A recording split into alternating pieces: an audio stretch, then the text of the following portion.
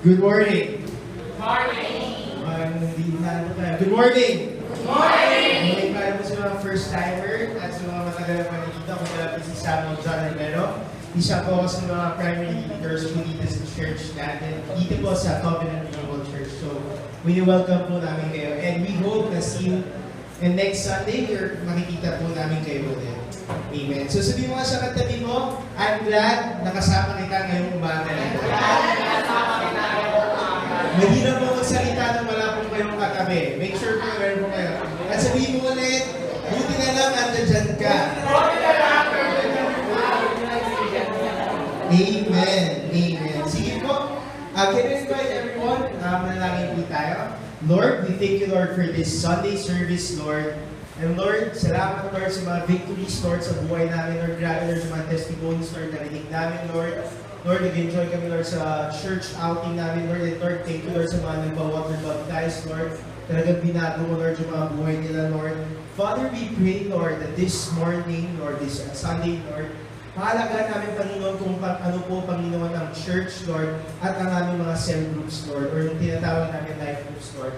We pray, Lord, na we value namin, Lord, yung time namin together, Lord, as a church, as a member, as a disciple, Lord, as well as a leader, Lord. And we pray, Lord, na i-value namin, mag-start kami, Lord, to do life groups again, Lord.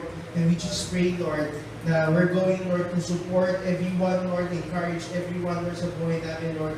Para, Lord, walang mahihirapan, Lord, at walang malalaglag, Lord, in your presence, Lord. Lord, we love you, Lord. In Jesus' name we pray. Amen. Amen and amen. Sige po. Okay, this Sunday, this is our third part po ng ating series na tinatawag nating Work series po. Amen? So, tatlo na lang. Pangatlo pa na naman di ba? Okay, so, I'm really excited kasi sino po dito nasa church last week? Okay? Sino po nasa church last month? Last month? Sige, sino ma-attend ka or ano? Sino na po nandito sa church last year ago?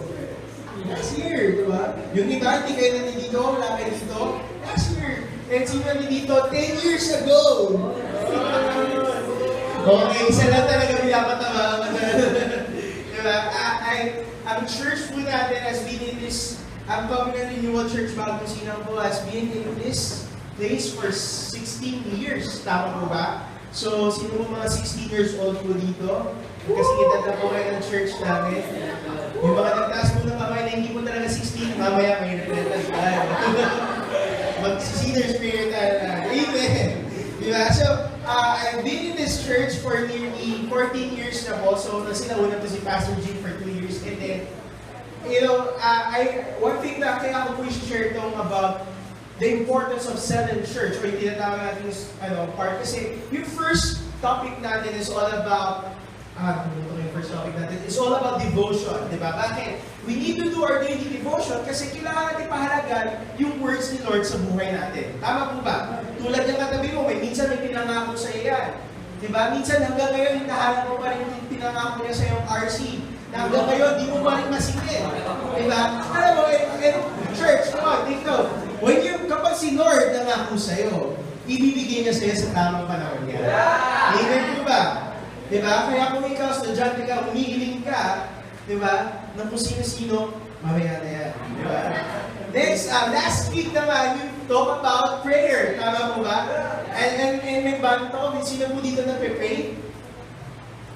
Yan. Sino naman? Nahiya po ba kayo magtaas mo? Diba? Nagpe-pray tayo. Okay. Baka naman yung prayer mo, siya naman, Lord, Lord. Diba? I mean, okay yun, di ba? But we need to kailangan natin i-understand na Lord, ang prayer is not just about yung mga gusto mo sa buhay. It's all about, like, number one, it is about communicating to God. Kasi namin communicating, nakikipag-usap ka kay Lord.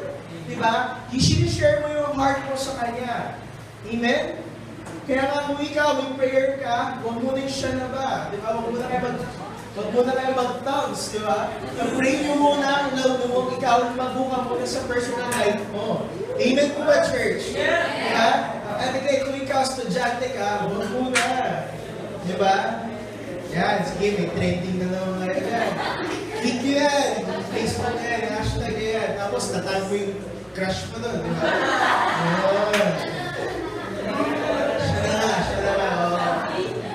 Tapos sagot mo naman, oh, Amen Lord, Amen Lord. Di ba? Bakit pag gano'n, ano yun? But church, again, when we say pray, we are talking about the God. And our point number 2 last week is, when you pray, sineset up ka ni Lord for miracles sa buhay mo. Di ba? Kasi when God sets you up for miracle, maraming bagay at nile-level up yung faith mo sa buhay mo. Tama po ba? Lahat tayo ng mga pangangailangan. Right? And kung ikaw may pangangailangan ka at hindi mo siya possibly or physically maasabot ngayon, di ba, nag-aantay ka ng miracle sa buhay mo. And for us, di ba, and even sa school natin, minsan iba sa atin nagkakaroon ng financial needs like for tuition fee, for mga pamasahe natin for a project.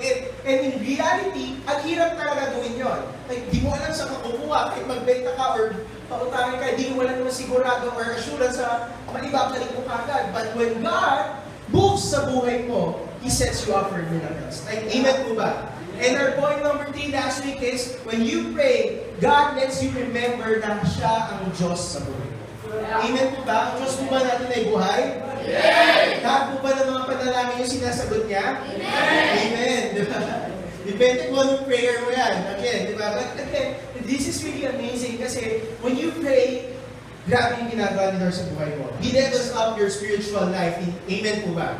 Amen. Kaya, again, we would like to invite everyone po to our prayer meeting every Wednesday, 7 o'clock to 9 p.m. as well as yung incoming po nating Week of Fire. Amen po ba? So, okay. So, if you have your Bibles with you, samahan niyo po ako sa Acts chapter 2, verses 44 to 47. Sabi po dito, doon nakasulat sa Bible, nagsasama-sama ang lahat at sumasampalataya ang kanilang mga ari-arian ay para sa kanilang lahat.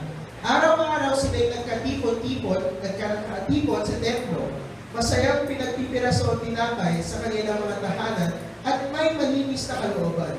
Verse 46 to 47, nagpupuri sila sa Diyos at kinalulugan rin sila ng lahat ng tao. At bawat araw ay dinadagdagan sila sa kanila ng Panginoon ng mga iniligtas. Amen. Sino po dito dumaan sa buhay nila na mag-isa lang? Sino po may problema or sabihin na natin na broken hearted ka,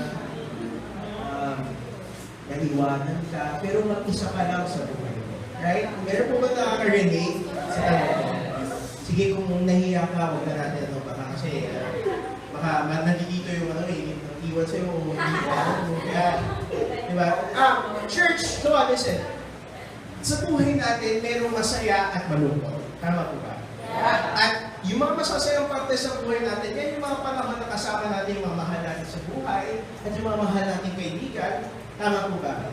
At dumarating din tayo sa malulungkot ng buhay natin at ikaw, lahat ng mahal mo sa buhay, iniiwanan ka. Yung mga kaibigan mo, kinakalimutan ka. Diba?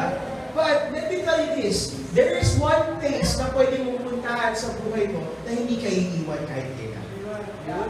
Alam niyo po ba kung saan yun? Nandito po kayo sa church ito. Hindi namin kayo iiwan magpakailan. Hindi po ba? Kaya sabihin mo sa katabi mo, welcome ka lagi dito. Amen po ba? Sa mga first-timers na, and for them, hindi na sa mga first-timers, balik sa mga matatagal na dito, lagi kayong welcome sa church na. Kahit ano na nangyari, kahit mag-itim ka man, umuti ka man, grabe kasi yung mga nag-swimming kahapon, grabe talagang tinusta sila ng init. Amen po ba, church? And you know what? There are 4 things that I want to share this morning para sa ating lahat na gusto ko po malaman ninyo that church at ang cell group niyo po at ang life group niyo po ay napaka-importante sa paglago niyo sa buhay. Amen po ba? Kaya imagine mo na ba na ikaw, pinanganak ka, tapos iniwan ka ng nanay mo sa eskwelahan ka? Right? Sino lumapit ka doon? Wala. Bakit? Kasi importante sa buhay natin na meron tayong mga kasama sa buhay natin. Importante na meron kang pamilya. At the same time, dito rin sa spiritual life natin, lahat tayo kailangan natin na meron tayong kasama sa paglago natin sa buhay natin. Take note, ang church hindi lang to spiritual. Actually, pinaka-practical ito sa lahat. Hirap ka sa math, tulad na narinig natin testimony kanina, mag-pray ka kay Lord. Diba? Lahat ng solusyon sa buhay mo, makikita mo yan sa Bible. And let me tell you this, church, lahat ng pwede mong gawin sa buhay mo, meron kong kasama doon. At andito kami, ang church. Amen po ba? Amen. So, tulad po na binasa natin kanina, sa Acts chapter 2, verses 46 to 47, sabi po dito, nagsasama-sama ang lahat ng sumasampalataya at sa kanilang mga ari-arian ay parang sa kanilang lahat. Sino po dito may faith kay Lord? Maaaring po makita yung mga kamay na naniniwala si Lord ay buhay. O, lahat tayo sama-sama. Tama po ba? Yeah. So, ibig sabihin, lahat tayo, nandito na tayo sa isang church. And sabi pa dito, ang kanilang mga ari-arian ay parang sa kanilang lahat. Okay, then, sabi dito, moving forward, araw-araw sila nagkakatipon sa templo. And church, di ba tayo araw-araw? Pero every Sunday, magkakasama tayo sa church na to.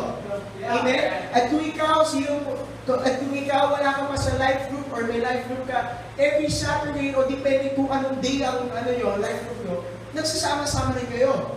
Amen po ba? At sabi dito, masaya sila nagpipiraso ng tinapay sa kanilang tahanan. Diba kapag tayo nagsasama minsan, merong foods. Right? Diba? At the same time, diba kapag tayo nagsasama-sama dito, pag sinabi mo nagpipiraso tayo, nagbibigayan tayo ng kwento sa bawat isa. Right? Diba? Ang hirap kasi sa buhay na anong kutukot mo? May dinadagdag ka, di mo malilabas. Nilalabas mo sa Facebook, wala naman makikinig sa ito. Diba? Tapos marami pa makikinig sa iyo. And church, let me tell you this, kapag may problema ka, lumapit ka kasi sa cell leader mo or sa pastor. Amen po ba, church? Huwag mo ikwento mo kani-kanino. Bakit? Kasi, alam mo, may wisdom kapag kinikwento mo yung problema mo. Kaya nga, binigyan ka ni Lord ng cell group at ng church. Amen po ba? So, kung wala ka pang cell group, kulitin mo yung cell leader mo, sabihin mo, cell leader, gumising ka naman, di ba? Or kung ikaw wala ka pang cell group na hinahawakan, gisingin mo rin sarili mo, Lord, asa na sila? Napatayin yung prayer mo, di ba? Asa na sila, Lord? Asa na sila, Lord? Di ba? And again, church, masaya ang buhay. And ako po, this sermon po, this church sa inyo, this is all about my testimony in my life. So before ko ibigay sa inyo 4 points, let me tell you things about myself na narinig ko na 1,000 times. Hindi pa naman 1,000 times, siguro 100 times. Pero, way back, nung pagpasok ko sa, okay, simulan natin sa umpisa. Pinanganak po ako ng March 30. ang wako po ay si Pastor Gina at si Pastora Zen. Hindi pa sila pastor naman, pero mag-asawa sila. Okay, and then moving on, skip na tayo para mabilis yung oras. Dumating ako sa point ng life ko na nagkaroon ako ng mga problema sa buhay ko. Uy, walang iiyak ka. I just want to share bakit gano'ng ka-importante yung impact ng church pati cell group sa buhay ko. After ko mag-graduate ng high school, kasi so high school ako, talagang bibokit ako, lahat na nasa akin, graduate ako ng honors, bokit. What? Sabi ng word ni Lord yun, hindi ako yun. Anyway, pagpasok ko ng college, first year ko ako sa UST, and then, syempre masaya ang buhay kapag college ka, di ba? Lagi ka lang sa bahay, tapos sasabihin mo sa magulang mo, late na po umuwi kasi may project. Yung walang project talaga. Either may kadate ka, nagdodota ka, or nasa labas ka lang talaga. Yan. Yun yung mga dahilan natin eh. Tama po ba? So, alam na ng mga magulang natin na dito kung anong gagawin ninyo. Anyway, and then first year, Monday to Sunday po ang class ko. So, Monday, ang pasok ko po ay 4 hours a day lang. So, tawali pa ako ng preschool. Diba? Ang preschool at least 8 hours. Anyway, so Monday to Saturday, so yung Sunday ko, nasa ROTC ako, nasa military training ako. Then, pagdating ng second year, yung life ko sa UST, napunta sa isang, na-focus ko na gusto sa gimmick, hindi mo lang gimmick, sa girl, sa Dota, as well as doon sa dalawa. Diba? So yung college life ko, yung first year ako, okay ang grades ko. I've been active isa ako sa mga student council. Kilala ko sa UST. Then, pagpasok ng second year, pinabayaan ko yung pag-aaral ko. Imagine mo, 4 hours ka na lang papasok, tapos magka-cut ka ba? Diba? So, sa mga hindi pa nakakaranas na mag-cut, huwag yun natin subukan. Baka maputol talaga kayo sa school na yan. Diba? So, pumapasok ako parang 4 hours or 5 hours pa yung class ko. And then, pag alam ko na yung boring na yung subject, na dadating na yung boring na prof ko, yan, gagawin ko, tatawag ko yung mga kaibigan ko, tara, doon na tayo sa kabilang school natin. Yun, computer shop yun. So, double major kami na nasa UST kami. Yan. BS Business Administration, major in Entrepreneurship, with double degree course ng DOTA. Yan. Ganun yung buhay ko. Akala nyo masaya, di ba? But, you know what? Doon sa second year ko kasi, nabawasan yung time ko sa church, nabawasan yung time ko sa life ko. No? So, that time, talagang nasa-spend time ko lang yung buhay ko doon sa isang girl na gusto ko lang din. Kasi, syempre, hangout lang palagi after school, pupunta kayo saan, libre. May libreng sine, may libreng pagkain sa restaurant, ganyan. So syempre, kita niyo naman, lumaki ako ng gusto, di ba? So, doon ang galing yung lahat. And then, what happened that time, during sa mga cuts ko pala, nagsiskip ako ng school. Yung pala yung mga moments na meron pala kami mga quizzes sa work, sa ano namin. Sa area, in short, kung kinausap ko yung tatlong professors ko, hindi talaga ako bagsak, pero it's just that, pagod yung attendance ko at the same time, minis ko yung mga major grades or mga major events ng class namin para umangat pa yung grades ko. So, after that, nung natapos yung first semester, binigyan ako ng isang magandang papel. Nakalagay doon, debarred ka na. Kasi sabi yung debarred, kick out ka na sa college namin. So, ako naman, akala ko, joke lang to. No? Hanggang nakausap ko yung assistant dean namin at sinabi sa amin, I'm sorry, Mr. Romero, hindi na namin pwedeng baguhin yung decision natin. So, tapos talaga, doon lang ako alam mo, nasampal ka, pero hindi ka talaga sinampal. Kasi, di ko matake, nakatulong yung luha ko. And you know what? Anong lesson na natutunan ko doon for my college life? First year, I think 3 months lang ata, diba, isang semester. Doon ko natutunan. So, kapag ikaw pala, lumayo ka kay Lord, binawasan mo yung time kay Lord, na lalo man nalalagay sa kapahamakan sa buhay. And after that, syempre, binigyan ako ng isa pang chance for, so 2 years ako nag-aaral sa UST. And bumipat ako sa Trinity. Then, nung bumalik na ako sa Trinity, kasi masyado ako maraming time, I made sure na meron akong time kay Lord as well as time sa mga cell groups ko. And true enough, dahil sa church and life group, or cell groups ang tinatawag namin, nag-grow ako sa buhay. And right now, I'm a graduate, meron akong trabaho sa MERS, isa po finance associate as well as isang financial advisor sa isang company. So kung meron kang if you want to talk about finance, lapit ka, usap tayo, gano'n, diba? And one thing na pinaka-favorite ko sa buhay ko is, I'm here, nakatayo ko sa harap ninyo, standing in front of you, na pwede ko na-testify ko sa inyo na dahil sa church at dahil sa cell group, lumago ako sa buhay. No, so point number 1 na nice ko i-share sa inyo, when you are in a cell in a church, meron kang support sa buhay. Sabi mo nga, support. Diba? Sa basketball, ang hirap lumaban kung isa ka lang, tapos kalaban mo 5. Tama po ba? Diba? And we all know na lahat kahit gano'n kang kagaling, as long as isa ka lang, hindi mo kaya yung buhay mo. Tama po ba, church? Diba? Sa buhay natin, kailangan natin ng suporta. And let me tell you, si Lord ang number 1 support mo sa buhay mo. Amen po ba, church? Nandiyan po ba tayo? Diba? God always supports you. At the same time, si Lord, nilagay yung church mo at yung cell group mo para supportahan ka sa buhay mo. And ito, baka kasi sabihin mo, Kuya, ano ba yan? Gusto kong gawin sa buhay ko, pero mali. Alam mo, ang church at ang cell group, hindi ka nila paghihipitan. Bibigyan ka lang namin ng guidelines or bibigyan ka lang namin ng realization o ng payo kung dapat bang gawin mo yan sa buhay mo.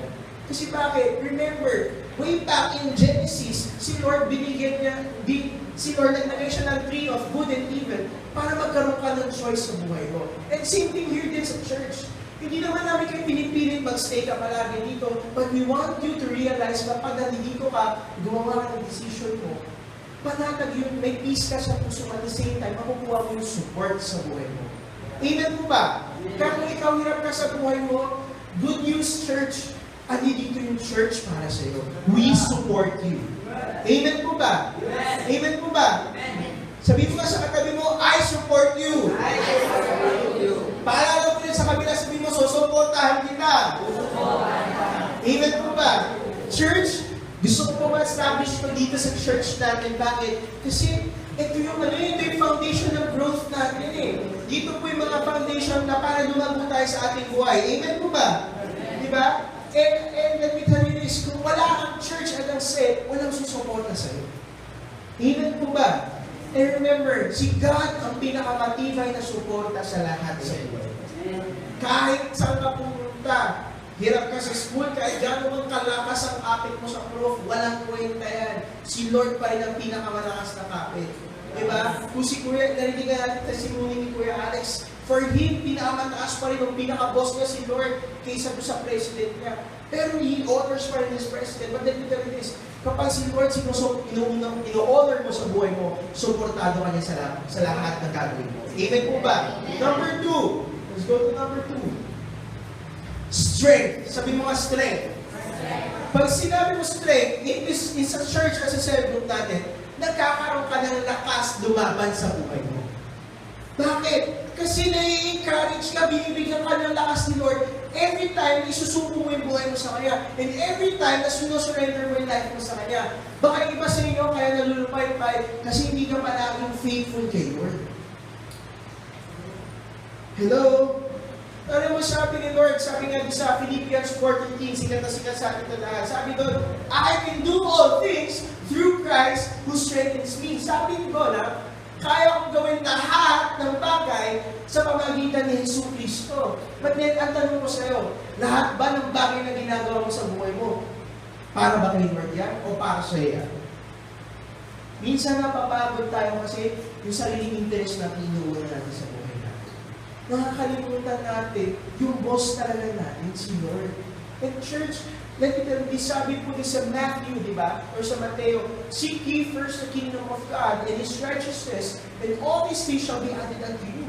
Or sa Tagalog, di ba? Unahin mo ang kaharian ng Diyos bago ang lahat, at lahat ng mga pangangailangan mo, ibibigay niya sa iyo. Amen. Hello? Andun ka ba? Kailangan mo ba ng lakas sa buhay mo? Unahin mo si Lord.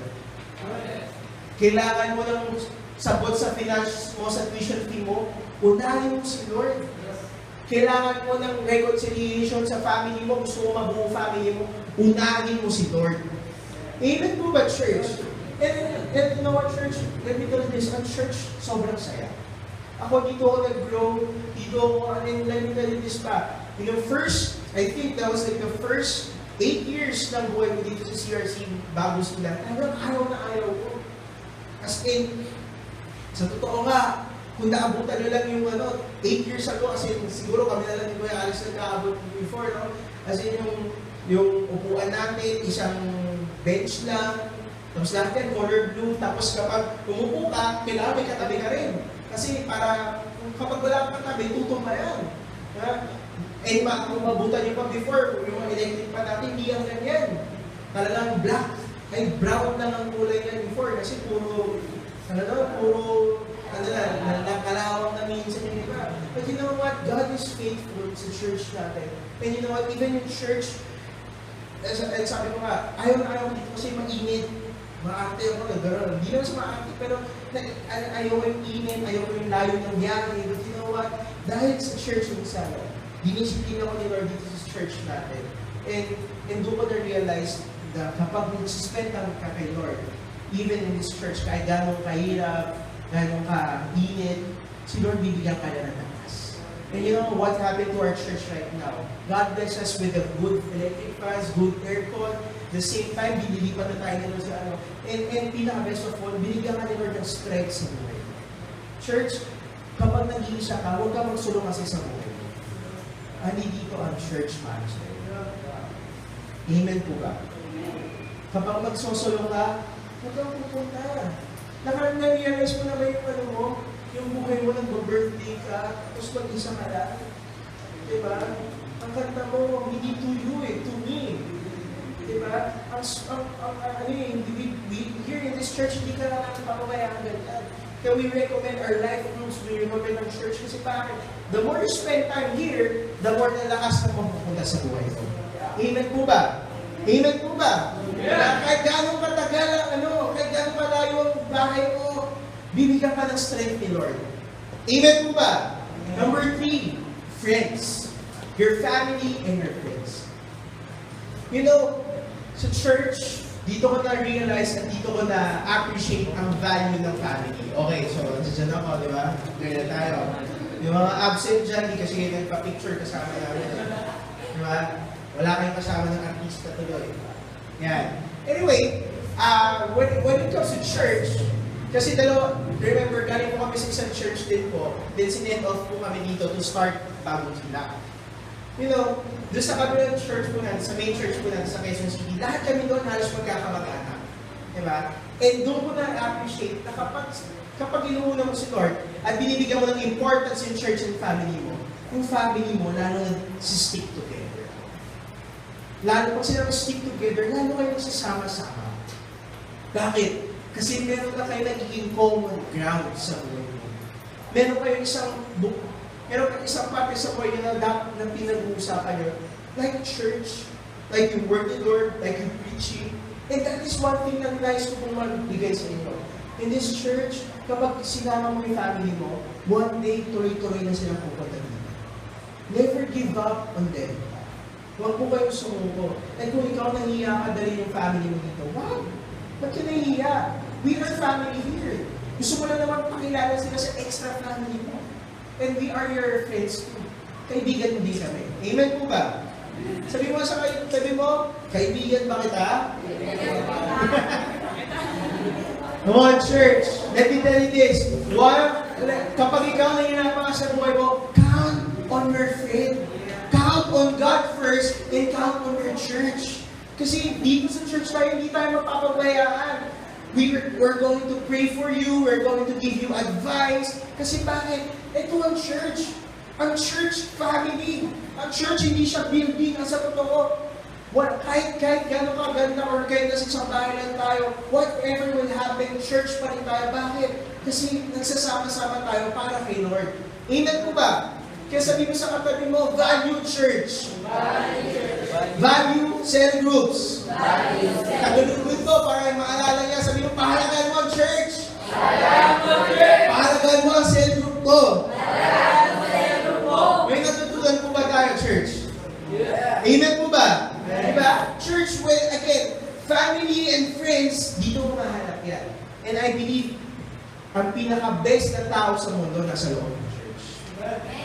May problema ka sa math? Lapit ka kay Kuya JP. May problema ka sa engineering? Lapit ka kay Kuya Alex. May problema ka sa pagsayaw? Lumapit ka kay Carl. O, di ba? May problema ka sa batas? May kaso ka? Lapitan mo sila kay O, pag ikaw ba pumunta ka dyan sa labas, meron mo makikita mga ganyan tao? Wala, unless nandun sila, di ba? Diba, church, naiintindihan niyo po ba ito? We are making a community dito sa church natin.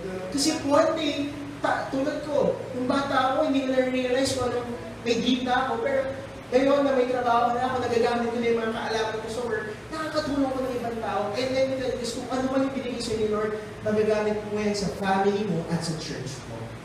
Amen po ba? Magaling ka magluto? Eh di magpa-contest ka naman pagluto dito. Diba? Kung wala ka naman, kung ayaw tikman ng mga kapatid mo, ng pamilya mo yung luto mo, patikim mo dito. Diba? Hindi ka namin tatanggihan. Diba? Magaling ka magturo, mag-aaral ka muna sa School of Leaders muna natin, tsaka ka magtuturo. Amen po ba? Amen po ba, church?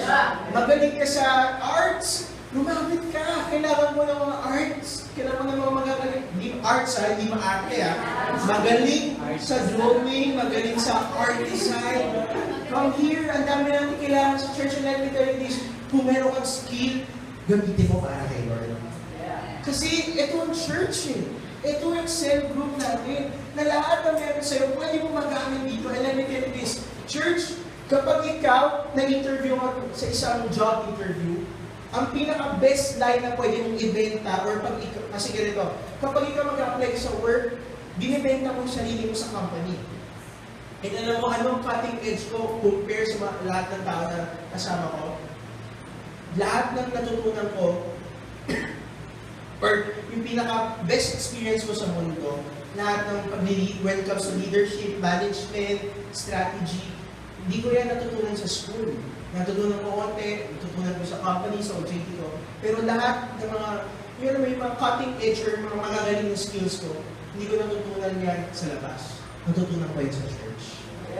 Kaya kapag ikaw, cell group leader ka, may trabaho ka agad. Kung wala kang cell, ay hirap mag-apply. Promise. Kaya thankful ako kay Lord kasi pinahalagaan ko ng church and cell. Amen po ba? And no pressure for everyone. One day, dadaling ka ni Lord sa level na yun. Basta pahalagaan mo yung time mo na meron ka dito sa church. Pero meron ka skill. Kasi bakit? This is one of the importance. Kaya kapag ginamit mo yung skills mo dito, ano ba alam mo yun, yung mga natutulog mong kagalingan, binubuksan ni Lord, ginigising niya. Kasi bakit? Meron kang parang turuan, parang kang pwedeng tulungan sa mga bagay-bagay at the same time, pwede mo lahat yan gawin sa church. Amen po ba? And last, point number 4. Encouragement. Sabi mo nga, encouragement. Tapikin mo yung katabi mo, tapos sabi sa kanya, be encouraged. Come on, tapikin mo lang. Yan, encourage mo.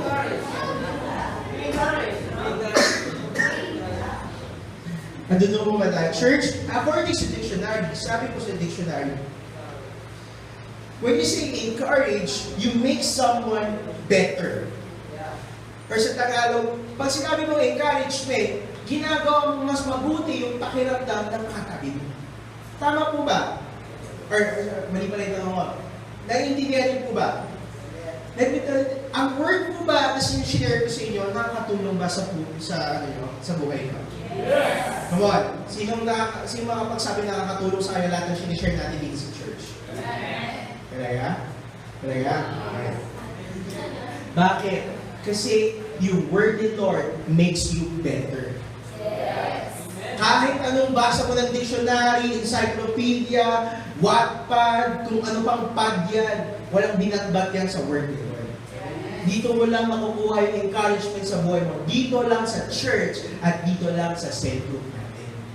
Kahit anong panoorin mo sa TV, kahit gumawa ka, kahit gumahang ka pa, lahat ng encouragement sa buhay mo, lahat ng magpapalakas sa'yo, makikita mo lang dito sa word ni Lord. Dito sa church na to. And sabi nga po dito sa Hebrews chapter 10 verse 25, sabi dito, huwag nating kaligtaan ang pagdalo sa ating mga pagtitipon, gaya ng ginawa ng ilan. Sa halip, palakasin natin ang loob ng bawat isa, lalo na ngayon nakikita natin malapit na ang araw ng Panginoon. Church, kapag ikaw nangihina ka, lumapit ka sa church. Lumapit ka sa cell group mo. Huwag kang lumapit mo kanina-kanino. Unahin mo palagi si Lord. Kasi yung iba sa atin, ang iniisip natin, solusyon ka agad eh. Nakikalimutan mo naman ang totoong solusyon si Lord. Imagine mo na lang kung during those times na sa USD ako, tapos hindi nagtiwala ang pastor natin kay Lord. Sa tingin niyo ba masisave ako? Sa tingin niyo ba magigising ako sa katotohanan? I don't think so. But you know what? Mom and Dad, or our pastors, talaga, they really prayed hard para sa akin. Pumunta sila sa mga pastors namin to get encouragement. At the same time, alam mo yun, talagang they devoted their time, and what happened to me is, I'm here. Na-encourage ko ulit bumangon sa buhay ko. And church, kahit sa pinaka-darkest time, kung daka ka na, susub ka na, sugatan ka na ng lubusan, huwag kang lalayo sa church. Kasi ang church ang makakapag-encourage sa'yo. Pag sinabi mo encouragement, papalakasin yung loob mo. Yes, meron ko mga kaibigan dyan, but okay na mo. Wala kami against sa mga kaibigan mo, wala kami against sa family mo. Kasi again, dito sa church natin, first, lagi mo natin yung honor sa God, next yung family natin. Next yung friends natin. Basta, you need to understand na sa buhay mo, ang pinakamahalaga sa ating church at sa ating cell, si Lord. Kasi si Lord ang source ng kalakasan ng loob. Amen po ba? Bad trip ka sa prof mo, bad trip ka sa mga kaibigan mo, si Lord ang unahin mo sa buhay mo. Nanlalamig ka, tinatamad ka na naman sa buhay mo, lumapit ka kay Lord. Naiintindihan po ba natin to? Naiintindihan po ba natin to? Kaya gumagawa pa po tayo ng maraming events sa church natin. Pinag-promote natin yung prayer meeting, our week of fire, and next for this coming month of May, i-release na yung announcement natin for our youth fellowship. Diba? We are making these events natin kasi una, we want to support you. Next, we want to give you strength. Gusto namin na lumakas ka. Gusto ka namin magkaroon ng mga kaibigan. At the same time, we want to encourage you. We want to encourage you sa buhay mo. Amen po ba? And you know what, church? When I finished my school, kung wala yung cell group, wala yung mga kaibigan ko sa finance world na nasa church din, or wala yung mga sinusubaybayan ko na sa totoo, pwede ako mag-shift sa isang course na mas madali pa sa finance. Pwede ako mag-vocational, pwede ako huwag na lang mag-aral din. Kasi kaya ko naman kumita parang meron na matatanggap sa akin. But you know what? Dahil sa cell at sa church, na-push through yung buhay ko. Natapos ko yung pag-aaral ko. 5 years ako nag-aaral sa college, then until right now, I'm working, so 8 months ako nag-work. And kung wala si Lord, wala rin ako kayo. And that is my testimony kung bakit mahalaga ang church at cell group sa buhay ko. No matter what will happen, sabi ko nga, yung life decisions ko ngayon is all about paglilipat ng work. So yung work ko po sa MERS or yung company ko ngayon is 6 a.m. hanggang 2 p.m. or 3 p.m. lang. So masaya ako kasi pag-gising sa umaga, papasok na ako ng work, tapos konting trabaho lang, tapos pagdating ng alas 3 or 2 or 3 o'clock, free na ako. So every time na free na ako, Monday, okay, nawala kasi pero I make time for myself na I do something for myself. Tuesday, may self-group ako. Wednesday, nalilito ako sa prayer meeting. Thursday is another rest day for me. And Friday, nalilito ako sa Pangasiga. Saturday, another time for, actually, inaayos ko pa yung mga sketch ko para gusto. And then yung Sunday, nalilito ako sa church. And you know what, kung wala talaga ang church and cell, boring ang buhay ko. Nasasabi ko yun. Hindi ko kayo tinatakot or what, but I want you to realize in your life, kung wala si Lord sa buhay mo, hindi makuha yan. Kulang yan. Ingat po ba? And sabi ko kasi madali, ang buhay hindi madali, pero dahil may church at cell, lalong lumadali. Nakakaya mo. May pinabuhugutan ka na kasi.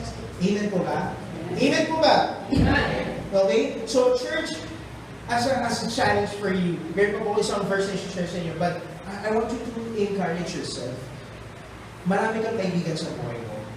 Meron kang mga family members sa bahay mo. Isa lang ang challenge ko sa iyo. Bakit hindi nyo sa kanila pa-experience ang support, strength, friendship, and family at encouragement dito sa loob ng church? Wala namang mawawala sa iyo. Give them a chance na makita nila kung ano yung meron sa iyo dito sa loob ng church natin. Amen po ba? Kasi sabihin mo, that echo, baka sabihin mo, kuya, nahiya ako. You know what? Hindi ka talaga nahiya. Marami ka lang excuse. Kung yung iba nga nakapagdala, ikaw hindi. Anong excuse mo? Ito yung favorite quote ng teacher ko ng high school ako. Sabi niya sa akin, sabi, kung gusto, may paraan. Kung ayaw, maraming katamaran, maraming kadahilan. Right? Let's be practical, church. You know, kung ano na kukuha mo dito, kapag dinala mo sa cell group mo at dinala mo sa family mo, same effect. Ang word ni Lord sa atin this 2016 is expansion. Gusto mo mag-expand? Go here sa church. Let i-expand mo yung sarili mo para paglabas mo ng church, marami na tao may expand sa buhay. Amen po ba? Amen po ba? Amen. And then we end with this verse. Samahan niyo po ako sa John chapter 3.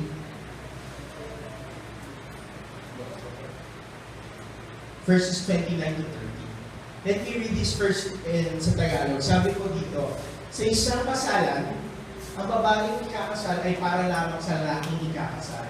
Ang apay na naghihintay sa pagdating ng lalaking ikakasal ay lubos na maggalak kapag ito'y narinig niya na ang tinig nito. Gayun din naman, lubos na ang aking kagalakan ngayon. Kinakailangan siya ang maging dakila at ako naman ay magiging mababa. Sabi mo sa English version, let me read this in the English version. Sabi dito, the bride belongs to the bridegroom. The friend who attends the bridegroom waits and listens for him, and is full of joy when he hears the bridegroom's voice. That joy is mine, and now is complete. He must become greater, and I must become less. When I was reading my daily devotions, I think that this is a Thursday. May prayer ako kay Lord. I was asking a word kay Lord. Lord, give me a word for my life as well as sa work. And kanina, I asked my pastor said, alam niyo po ba ang bride, ikaw rin? Ikaw yung, sa usapang spiritual life, ikaw yung ikakasal kay Lord. Si Lord yung bride ko. And at the same time, kapag ikaw narinig mo na yung voice ni Lord, merong joy or merong kaligayahan na dumarating sa puso. And ito, hindi mo makukuha ito kahit saan-saan. Makukuha mo lang ito sa ating church at sa ating sentro. Ano yung ibig sabihin ng church? Iba sa atin, kaya minsan lumalayo tayo sa buhay natin or kung ano ang ginagawa natin kasi naghahanap tayo ng kaligayahan. Tama po ba? Pero nami-miss out natin yung true point ng joy. Ang kaligayahan, hindi mo mahanap kung saan-saan yan. Mahanap mo yan kay Lord. Amen po ba? And sabi po sa last part, He must become greater and I must become less. The more time na binibigay mo kay Lord, mas nagiging dakila siya sa buhay. At dahil binibigay mo sa kanya lahat ng time mo, nagiging less ka. Kasi ano less, hindi ka naman nababawasan ng pagkatao. Pero nafo-focus yung mga iniisip mo kay Lord kaysa sa mga problema sa buhay. You know what? Sabi ko nga before, ang mga problema parang bagyo lang yan. Kapag nakatingin ka sa bagyo, talagang malaki yan. Pero pag tinitingnan mo si Lord na mas malaki pa sa bagyo, naliliit yung bagyo o problema sa buhay. Ayun ang ibig sabihin na I must become lesser and Jesus or God must become greater in my life. Okay, church, the more you spend time sa church, sa cell group, sa prayer meeting, nagiging greater si Lord sa buhay. And this can apply sa work mo, sa school mo, and let me just quote this again. Sabi ni Lord sa Matthew 6:33, diba? Seek first the kingdom of God and His righteousness, and all these things shall be added unto you. Pero sa Tagalog, unahin mo muna yung kaharian ng Diyos at ang kanyang katuwiran. At lahat ng pangangailangan mo ay ibibigay niya para sa iyo. Amen po ba, church? Sino na-encourage this morning? Right? Diba? Simple lang ang message ni Lord, pero I believe kapag ikaw naghahanap ka talaga ng message ni Lord, tatamaan ka talaga. Amen po ba? And you know what? Dahil sa word ni Lord, nagbago ako. Dati, di ako nakikinig sa mga teachings, kasi hindi ako kung ano na namin ang ginagawa ko. When nandito ako, hindi ko maayos sa church natin. Kasi may cellphone ako, nagtatext na ako kung kanino, GM ka na ng GM, kasi wala nang tayo sa'yo, di ba? Pero yung ginagawa ko eh. But you know what? Ever since I started loving the church and loving the cell group, nag-grow ako spiritually, and when God grow, kapag ikaw pinanabukan ni Lord spiritually, isasama niya yung physical mo, finances mo, at lahat ng aspeto sa Lord. Lahat yan, complete package ni Lord. Basta, unahin mo yung work mo para kay Lord, which is attending the church, attending your cell group, leading your life group, leading your church. Amen po ba, church? Amen po ba, mga kapatid? May natutunan po ba tayo? What is number one? What is number one? Support. You need to support your friend and church. Nandito this, ang CRC, sinusuportahan ka sa lahat ng gagawin mo. Amen po ba? Basta, unang sumil number. Next, number two, strength. Diba, when you go to church, nagkakaroon ka ng lakas. na dito na ang ng lakas. Number 3. Tama po ba? Yung katabi mo ba? Matutuloy mo bang kaibigan yan? Yes! Matutuloy mo bang kapatid mo yan? Yes! Hindi nandito ka sa tamang lugar. Number 4. Na-encourage ka ba sa word ni Lord? Yes! Napamindi ka ba ng word ni Lord? Yes! Oh, but yes. Church, let me tell this, at the end of the day, kahit anong ibibigay namin sa iyong word, kung hindi ka mag-decision, sundin si Lord sa buhay mo, nasa sa iyo. Amen po ba? Amen. So, can you invite everyone? Let's please stand up.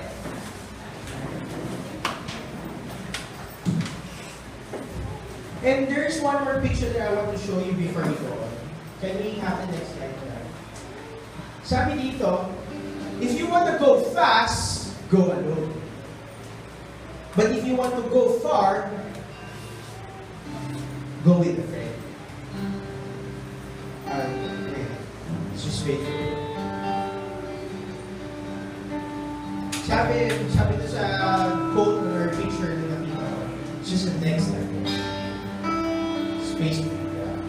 Anyway, hanggang hindi sabi doon, kung gusto mo mabilis na makapunta sa patutunguhan mo, mag-solo ka. Gusto mo umara? Gusto mo nga. Gusto mo makatapos sa pag-aaral? Gusto mo nga. Go lang. Hindi ka namin pipigilan, pero makaalahala ka namin. But, gusto mo mas malayo pa yung marating mo sa buhay mo. Isama mo church. Yeah, here. Sabi dito, if you want to go fast, go alone. If you want to go far, go together. Right? You know, church, ang salitang together, nandito sa church namin. I remember that time na we are preaching about Better Together series. And you know what? Ang sarap ng feeling habang may kasama ka sa buhay. Mga naisip mo, romantic yan. Pagdaling mo yung romance. Isipin mo na lang si Lord at yung pagdaling mo. Kasama ka sa buhay. Can you imagine that day na romantic ka? Versus sabi dito pag-graduate mo, imbes dahil solo ka lang sa buhay mo, family mo lang kasama mo, mga kaibigan mo, pag-sweldo mo, gano'n na sasabihin ko. Pero kapag kasama ng church mo, pagdating mo dito congratulate ka, congratulations! Marami tayo dito sa church, marami mong encourage ka, marami mong masasabi sa'yo. Kung solo ka lang, wala. That's why here in this church, pinaparamdam namin sa iyo na ang relasyon or relationship is very important. Sama-sama tayo sa Lord. And kapag may problema ka, we pray for you. Hindi ka namin kinakalimutan. Feeling mo, kinakalimutan namin kayo. Don't worry. Never again. Hindi mo mararanasan yan. Maybe hindi man namin masabi yung pangalan mo during the prayer, but we know when we pray for the church kasama.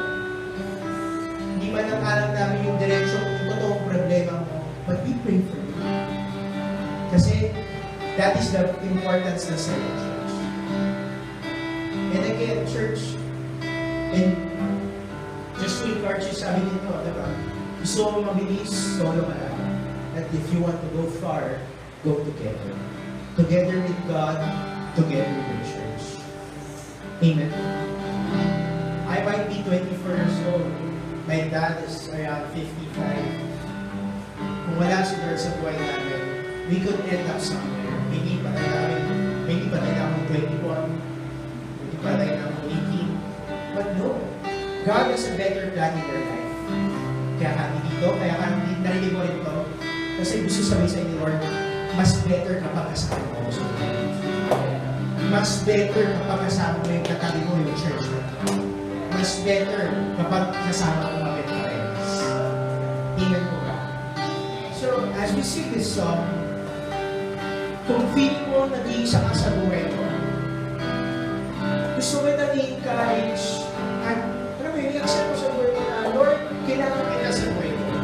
If you are that person na parang feeling mo solo ka palagi, gusto mong matanggal yung lonely spirit sa buhay mo, I'm inviting you in front para mapag-pray ka, para matanggal yung loner spirit mo.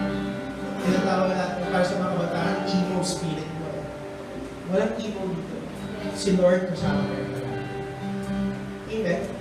And, huwag ka mahiya. You know what? One thing na natutunan ko dahil sa church itself, okay naman ako eh. Wala naman talaga akong yung mga encounter na masyadong maraming tulad. But, one thing na tinuro sa akin ng pastors ko, kahit okay ka, dapat lalo ko pa rin lumalapit ka. May problema ka, sumagot ka sa altar ko. Wala naman mawawala sa'yo. Actually, mananagdagan ka. Okay ka financially, sumagot ka, punta ka sa altar ko. Bakit? Kasi, when you go kay Lord, doon makukuha yung support, strength, friendship, and encouragement. Lahat ng angat na yun, nasa altar ka ni Lord, ibigay mo sa iyo. Amen po ba? So, again, I will challenge you later, but first step, we just want to worship God. And if you kung ikaw, kung feel mo na lonely ka, gusto mong matanggal sa spirit na yun, just come here in front. Lapit ka sa harap. Bigyan ako mga ano, just going to pray for you.